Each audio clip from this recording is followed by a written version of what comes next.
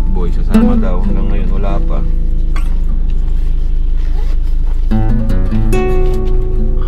Sasama daw siya sa akin.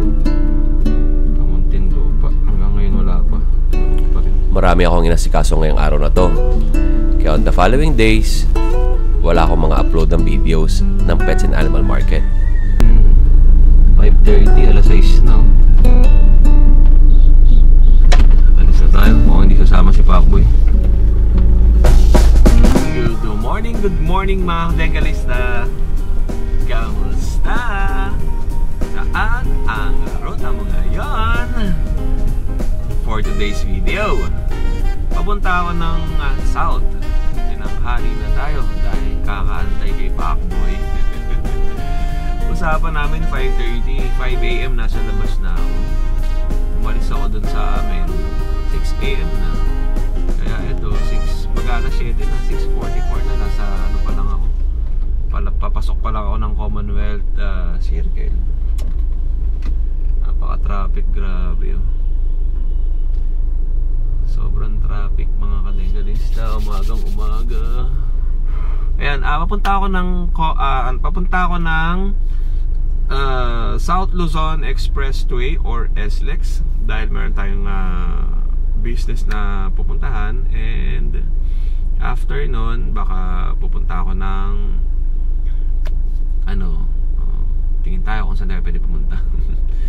Yun, kamusta kayo mga kadengalista at kamusta ang araw ninyo? Nagbabalik ang inyong Kuya Odeng sa ating vlog ngayong araw. And magkakaroon na tayo ng sticker mga kadengalista. Galit yan sa Bad Jones.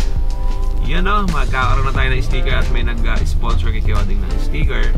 Pagka na-release na yung sticker mga kadengalista, kaya pwede na kayo maghingi sa akin. Salamat po sir. And yun, kasi may bago naman tayong sticker. Wala na yung sponsor natin ng sticker noon kasi nga umalis yung editor niya. May bagong pumasok na mag-i-sponsor ng sticker, kaya maraming salamat po. Ayun mga kadengalista, at kamusta kayo? Kamusta yung mga pets na alaga ninyo ngayong araw?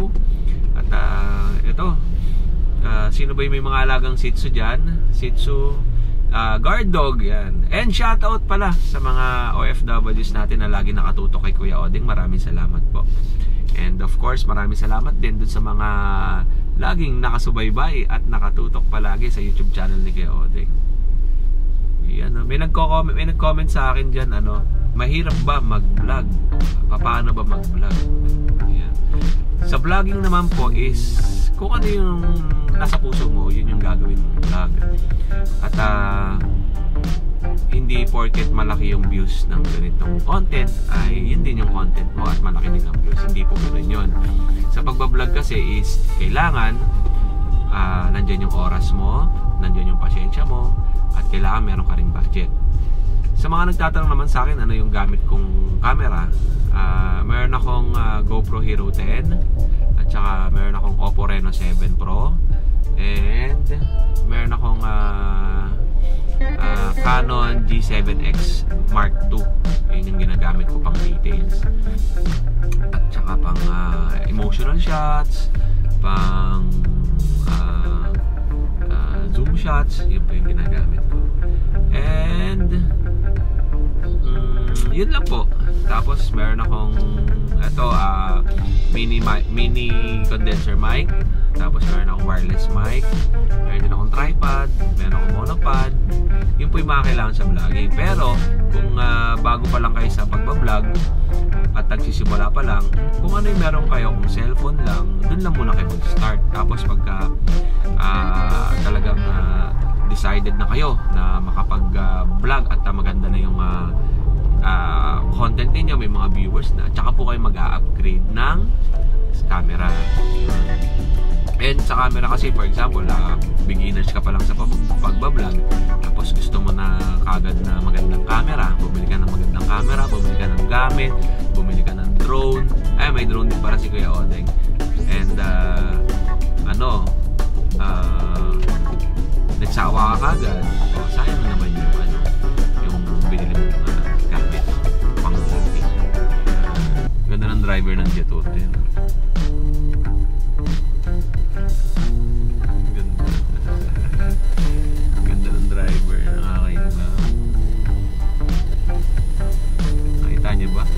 Ganda ng dito, no?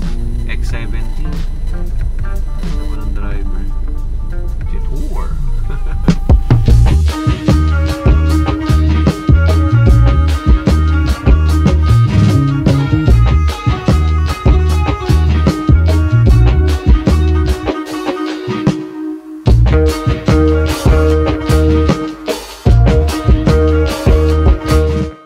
After ng drone shot ko sa mga properties na pinashoot sa akin, ay may mga pinuntahan pa akong mga meetings.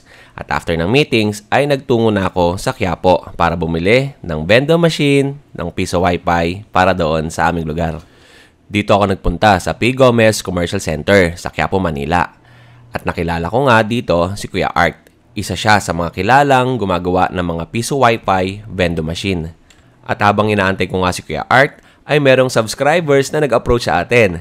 Bibili rin ata siya ng piso wifi vending machine. Papanan ko nga yan. Eto.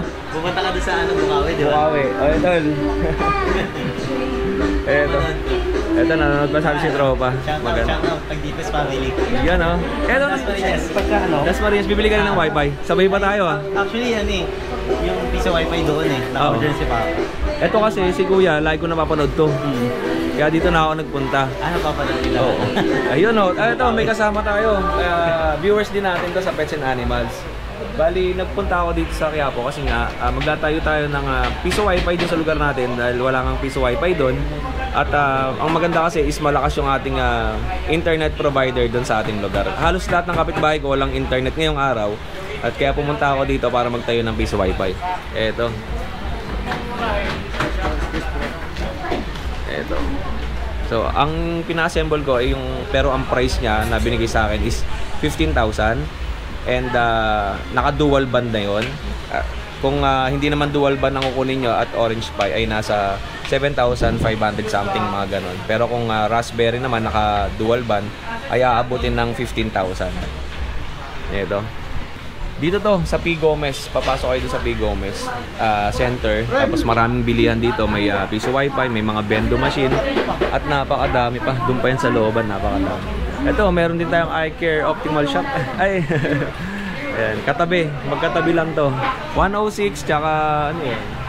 107. At habang namimili si Kuya Art ng mga gamit para dun sa ating piso wifi, ay meron muna akong ipapakita sa inyo. Ang arcade gaming. Magkano isang set nito, tropa? 18,700. Tapos maraming games. 12,000 games. 0993-578-296. Ano pangalan mo, ate? Ate Che.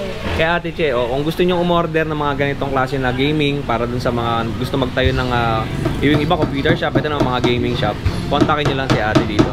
Offline games yan. Offline games naman to. 12,000 games. 12,000 games, napakadami yan. Marami mga retro games, family computer games, nandyan. Tapos yung mga Xbox yung mga laro sa Xbox NBA, 2K18. Ay, meron din. GTA. Ito ba sa 18,000 pagka, bawa, kumuha sila? 18,700. Pagka apat ang kinuha nila, magkano? Yun lang. May discount pa yan? Ano yun? Pero, Ilalas lang natin. ay, ano lang, konting discount lang. Yung 18,700 kasi, with previous na yun, dalawang pirasong controller sa isang panda. Okay. Sayang din kasi yung controller natin 550 isa. So, naka-discount ito ka yun, na. ba? Opo, yan. Oh, okay. Naka-discount ka ng 1,100, so 700, 400, sayang. Ito ate, sa isang linggo, ilan ang delivery nyo na ito? Depende, Marami din, no? Papuntang yung mga Probinsya. Probinsya kasi mga dead area, walang internet. Yan. Yes. Kasi ito, kuryente lang kailangan mo. Kuryente. Hindi pa natin inabot ng bata tayo nito, no? Meron din yan, yung mga sa family computer. Oh, kaya lang hindi ganito. Ito mas maganda to eh. Mga naka-upgrade. Kasi pwede ka na pumunta dun sa computer shop, di ba? Oo, dati kasi ang nakakalaro lang Yung mga merong pambili. Oo. Ito ngayon, makakabili ka na. Kung nakalaga, may 5 piso ka lang. O kaya kayo 3, 4. Opo. Kasi piso-piso Hulog-hulog na lang dito eh, di ba? 3 minutes sa piso siya. Opo. 3 minutes yung piso niya. Pero ilan kailangan na ilang coins dapat para makapaglaro ng buong laro? O kumbaga isang game? Medyo kahit mga kasi yung mga 10 iba pesos, dyan, mga pwede mo ganun. namang may save naman yan, binabalikan na lang yung mga ibang yung ba. Ah, pwede. Diba, katulad yung GTA, mahaba yun, Tekken may nakasave sila dyan, binabalikan nila yun. Ayun, yung pala mga Ngayon, technique. tinawag na sila ng nanay nila, may 10 piso lang sila. bukas, laruin Balikan nila ulit. And then ito, ang size ng monitor niya, 22 inches. 22 inches na LED. Oo, LED. Tapos, ang sounds niya, nandun na rin sa monitor. Yan sa monitor. TV monitor kasi. TV monitor pala. Tapos naka-glass. And then, parang Ito, video okay design, no? sa mga ano yan, kasi nakasusi yan siya. Opo. Nakasafe yan. Kung ilalagay mo sa labas, kahit iwanan mo siya, itatong. Hindi mawawala. Hanggat hindi mo siya tinapos. Ayan. Atin na. Naka-bracket yan siya. Ito ba yung may pan din? Wala siya. Walang pan yan. Pero ano naman siya, magtibay yan eh. Opo. Pang, ano yan, pang babaran. Heavy duty, no? Ito yung mga pan niya, di ba?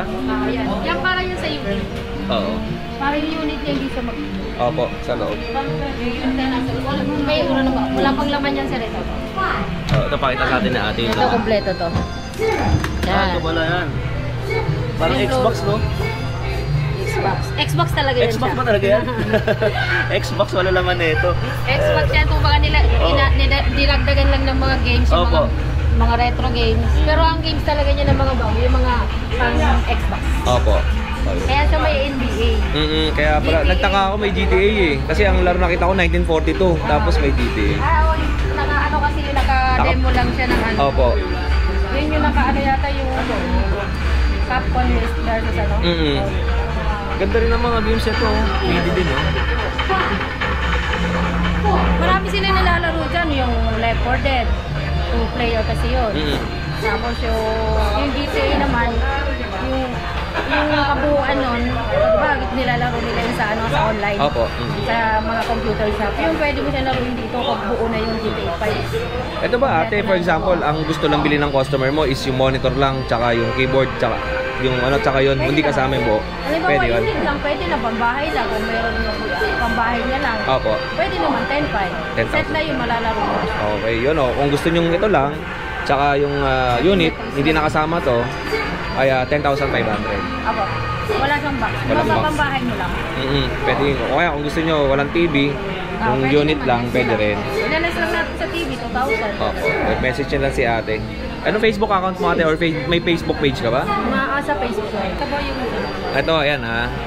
Ayan yung kanyang Facebook account. O, i-message nyo si ate direct kayo dyan kung gusto nyo mag-order ng ganito at gusto nyo magtayo ng Dito lang po lang ano? yung Master Win yung boss namin. Master Win House of Arcades. Yan. Matanggal yung ano. O yun ate, maraming salamat sa iyo ha. Okay, thank you po. God bless po. Thank you. Ito bukod dun sa mga pinuntahan natin yung arcade and then Napisonet. Meron pa sila rito, may nakita ko BNL, Eyewear Optical Shop. Ayan, magandang araw po, madam. Ano pong pangalan niyo? LJ po kuya. LJ. LJ, ano ba tong meron sa shop mo? Ano kuya, pwede kayo magpagawa ng package, ganyan, tulad ng mga eyeglass, ganyan, pag may mga grado, pwede rin naman. Tapos lahat contact lens, shades, lahat kompleto. Sa mga contact lens ba, magkano inaabot? Yung mga gandang klase na? Magandang. Usually kuya, pag normal lang na extended na contact lens, ano siya, mga nag-range siya ng 1,500. Pero pag mga pasadyana, usually nag-range siya ng mga 4,000. Ay ba yung ano nga, kahit anong kulay pa pwede? Oh, available naman siya kuya, saka sa mga graded, basta kahit wala or meron, available siya. Pwede ko ba makita? Pwede lang. May sample ka ng contact lens? Sample meron tayo kuya, sample. Kaya may mga branded din tayo na free. Ito may mga grado. Wala pa po sir. Ano siya, demo lens lang po. Oh, yan oh. Ito. Then may mga... Mga shades din tayo. Yung mga nasa mall, yan din siya lahat. Same lang. Same lang siya sa mga mall, same lang po dito lahat. Ito. Sa mga taas po, original na po. And then meron din kayo kasama panlinis ba to? May lens cleaner po. Kapag nag-avail po sa amin ng mga package po, ipini-previous na lang po namin ng lens cleaner. Kasi Opo. usually sa iba may bayad, sa amin free lang. Oh, ito mga katengalit. Pwede mo ba silang i-invite dito sa iyong shop? Ayan po. Dun sa mga gusto pong mag-avail sa inyo ng package po natin ng mga eyeglass, punta lang kayo dito sa BNL, tapos pwede kayong mag-avail, tapos may discount po tayo sa senior, Sa estudyante, may mga discount tayo din po. Ayan, punta lang kayo dito, tapos murang-mura din namin bibigay sa inyo. Yeah, ito yung ilang shop, BNL Optical. Okay, then katabi lang ito ng papagawa natin kay Kuya Art. Ate, maraming salamat ha. Ang ganda ni ate ha. Salamat, God bless po. Okay, ito katabi lang ni Kuya, yung BNL Optical Shop. Ayan. Ayun na yung nakapili natin na box. Okay, ito yung sa box na gagawin, no? Sige, ano na? Ito ba Kuya Art, hindi ito waterproof eh, no? Hindi. Lahat waterproof, ito lang hindi. Okay. Yan lang. Okay. Yung wire, yung antena, waterproof lahat yan. Ano masasuggest mo dito pagka sa outdoor ilalagay? Okay, ganito ang sistema mo yan. Sa mga interview, makita sa akin. So, pag tinayo mo piece wifi, make it sure, pag tinayo mo siya, kung saan mo ilalagay ito, nandun din ang antena. Wala rin, dito mo tinayo ito. Ito, pinaka-ground natin. Ang kailangan, ang taas antena, hanggang dito lang. 10 feet lang. 10 feet. Huwag susobra. Okay lang kumulang, huwag sumobra. Pag sumobra ng 10 feet, ano mangyari? Number 1, hindi mo man masususok pa ka na ng piece wifi. Number 2, na mangyayari pa, yung takbo ng insert money mo, babagal. Pangatlo pa mangyayari, pag ginamit na ng users, babagal. O kaya maglalag. Okay, ngayon, sabi mo sa akin, paano Sir George, sobra ang wire. Ang dami. So, ano gagawin mo? Kailangan ko ba i-rolyo? Huwag mong i-rolyo, please lang. Huwag mong i-rolyo. Hanggat maaari ang gawin mo, ilarga mo na lang siya. O ka, gumawa ka ng malaking bilog, para ito huwag laging ganyang bilog kasi yan, nagkakos siya ng no internet at naglalagyan. Tsaka ka nakaka-slow yan na internet. Yun yun. Okay, the other one cable naman, nakakabit sa board. Ito po yung hindi nila oh, yun. Yung isang cable naman natin, 50 meters natin mahaba, nakakabit sa board. Direct sa internet. Make sure always on LAN 1. Bakit LAN 1? Kasi LAN 1 priority, yan ang pinakamalakas magbuga ng internet galing sa modem natin. Tapos number 2, ngayon, sabi mo sa akin, sobrang haba ulit sir, sa George yung wire na binigay mo sa akin. Ano gagawin mo? I-roll mo. Tandaan mo, okay lang dumiretso ng tagilid o pasay ng buyo. Pero oras na kinabig mo yan, nag-guarantee 100% to internet yan. Bakit? Labanat mo to. Very sensitive ang cable niyan. Huwag mo siyang lalagyan ng kanto. Kung kinakailangan tumawid, itawid mo na yung wire. Huwag mo siyang ikakable. Kasi pag ginawa mo yun, tato ka lang, tapalig ka, no internet ka. Okay, ano pa? Ngayon, tinayo mo to. Tinaas mo to. Ngayon ang ginawa mo, tinaas mo may puno. O mayroong mga bato-bato. Automatic yun, hindi tatakbo ng 360 ang ano mo. Ano gagawin mo ngayon? Kunwari ito, pader, maglalagay kunwari ako rito ng mga 1 meter. 1 meter na kahoy o 2 meters na kahoy, why? So ko ilalagay yung antena ko. Bakit nilagay ko rito? Para may luwag, yung wave ng internet ng antena mo, iikot yan. Pag umikot yan hanggang pataas yan, doon pala bibitaw ng 360. Pero pag dinikit mo yan, ang bato ng internet mo, kaliwat kanan, wala kang harap. Hindi makaikot eh, binlock ko sa likod. So kailangan may Space. Yan. Kaya yung iba nakita ko ginagamit ang kawayan. Yes, tama yun. Yung kisser naman, kasi yung kisser naman, dual band yun sa kanya, kaya medyo malakas yun sa kanya, yun naman kailangan din lagyan yun. Kaya lang sa kanya matindi. Kahit konti space lang yun, babaon yun eh. Babaon yun sa kanya kasi naka-dual band siya, may 5G. Ibang, oo kasi sa kanya, dual band yun. Yung sa atin kasi 300 Mbps. Yung kisser, 1,200 Mbps. Sobrang lakas talaga nun. Saka may 5G yun. Kaya pagka din sa gaming, sasabihin niya customer niya, kung mag-gaming kayo, huwag niyong connect sa cellphone yung 2.4. Connect to my 5G immediately. Pero ang gagawin ko po sir, i-combine ko na yung dalawa. Para automatic hindi, na. Oo, para hindi malito yung customer na hahanap pa ako ng 5G. Samantalang i-combine the configuration with 2.4 and with 5G automatic, magko-create yun ng automatic na kagad ng 5G. Mapa-gaming man siya or what man sa gusto ng activity pumunta, either YouTube Messenger, papasok dito 2.4 at 5 sabay. Ano po mangyayari ha? Okay, what is the purpose of flash drive? The purpose of flash drive is that I call the paracetamol. Kaya ito ng paracetamol dyan para mawala yung sakit ng ulo ng tao. Kasi ang sakit ng piece wifi, from the past 2017, nang gumawa ko ito, up to now already 2024, ang laging sakit ng tao, ulo mo, nagko-corrupt. What is the problem? Cut off the node. Then, after nyan, siyempre yung tao, kung saksakan ng layo niyan, bilhin mo ito ng 7,000, nasa Palawan ka, pamasahe pa lang shipping, that's almost more than, papasok ko ng 10,000 above. Katulad ko, 8 hours biyahe. Okay, that's one thing. So, I decided to make a paracetamol. What is a paracetamol? By means of my flash drive and card reader. What is the purpose of card reader? The purpose of card reader, re-remove ko yung SD card na nakapasok sa board mo. Pag nag-corrupt ka, madali yan. Paano mo lalaman? Hindi lalabas ang hindi lalabas ang ang connected. Hindi lalabas ang site Wi-Fi. Automatic ang ibig sabihin nun, corrupt ka na. So, ano gagawin mo? Okay, you can watch my video tutorial. May yung paano mag-format and mag-reflash ng SD card. Sisend ko sa mga messenger niyo yun. Nothing to worry. So, mapapanood niyo paano gagawin yung from step 1 up to end. Napakadali lang. Then, ano gagamitin mong application sa software? Yung nasa loob mismo ng flash drive. Ay, kinopen ito, tapos na to. Ay, tapos na to. Yan. Yung sa loob nito, ika-copy paste mo to sa laptop or CPU. Pero bago mo siya i-copy paste, make it sure naka-off na ang iyong antivirus. Kasi pag hindi naka-off antivirus mo, yung laban ito kakainin.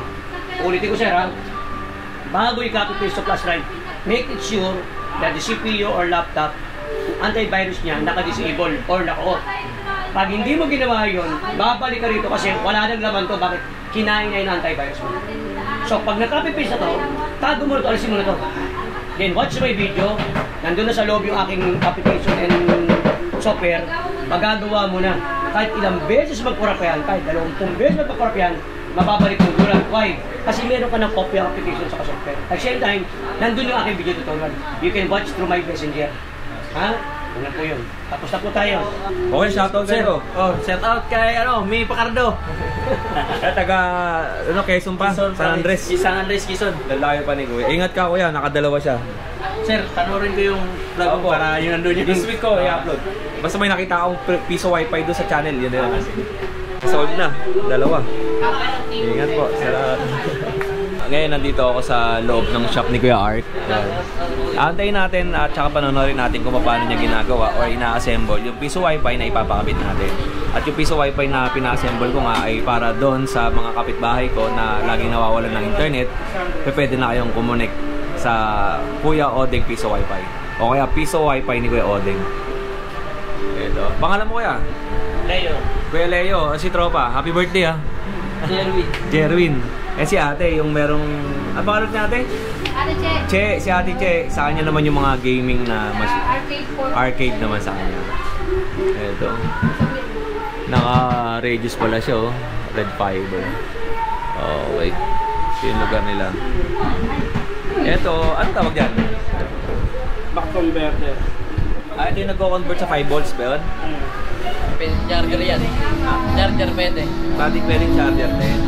Fast charger yan. Fast charger yan. Pwede yun siya. Ito, compass ano to? EW71. 71. Directional lang to, di ba? O ano? Surrounded. 360. Okay, Kuya. Ito, tatry natin. Maghuhulog tayo ng 20 ng piso. Yan. Yung 5 piso wala na tayo eh. Hulog natin yung 20. Pero pumasok. Hulog tayo ng piso. Pumasok din. Hulog tayo ng 10. Pumasok din. Ayan.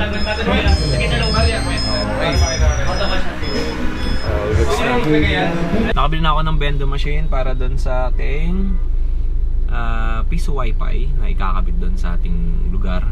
Ako pa lang ang may piso wifi kasi doon. And eto, nakita nyo, nandito yung kama ko. Kasama ko. Sabi ko nga sa inyo, itong kotse ko is bahay ko na. Ayan. Pababa na tayo. Dito na ako sa labas ng Quiapo. Bali, dadaanan ko muna yung access point. Wala akong access point antenna or yung dual band kasi ang kailangan ko eh. Wala silang dual band doon. Walang makuna ng dual band. Buti na lang may nakita tayo sa online na Wablink HD4. Maganda daw yun. Up to 1,200 Mbps dual band. Ibig sabihin ng dual band ay pwede siyang 5G. Tapos pwedeng 2.4 GHz. Eh ano sa akin, 5G yung aking internet at pang business talaga malakas. Ay nasa 400 Mbps yung aking internet. Magkakabit ako ng piso wifi dun sa aming lugar. Ito nga ay nandito ako sa Quiapo. nagpark ako sa Q Mall and then pumunta ako ng P. Gomez para bumili ng wifi kay Kuya Ark. Kasi nga si Kuya Ark ay sikat na sikat ngayon sa mga vlogger. Siya laging pinupuntahan ng mga gusto magtayo ng piso wifi sa kanilang mga lugar. Ito yan. Ikakabit na namin ni Pacboy. Ay, gago. Ano yun? Gago ka din. Welding rod. Dasot tinama. Wala pala kami welding rod. Welding kami. Welding rod. Ikakabit to. So may welding kami. Extension.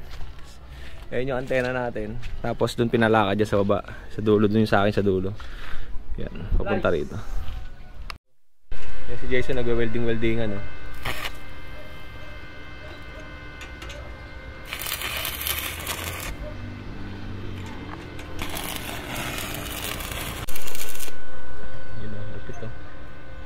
Nailatag na natin at naikabit na ang ating piso wifi. Pinakabit ko to at pinagawa para dun sa mga kapitbahay ko na minsan ay walang internet. Pinakabit ko rin to para dun sa mga batang nag-aaral na minsan ay hindi nakakonect sa internet dahil nga laging putol-putol ang connection ng kanilang mga internet provider. Maraming salamat kay Kuya Jason na siya ang aking kasama sa pagkakabit nito.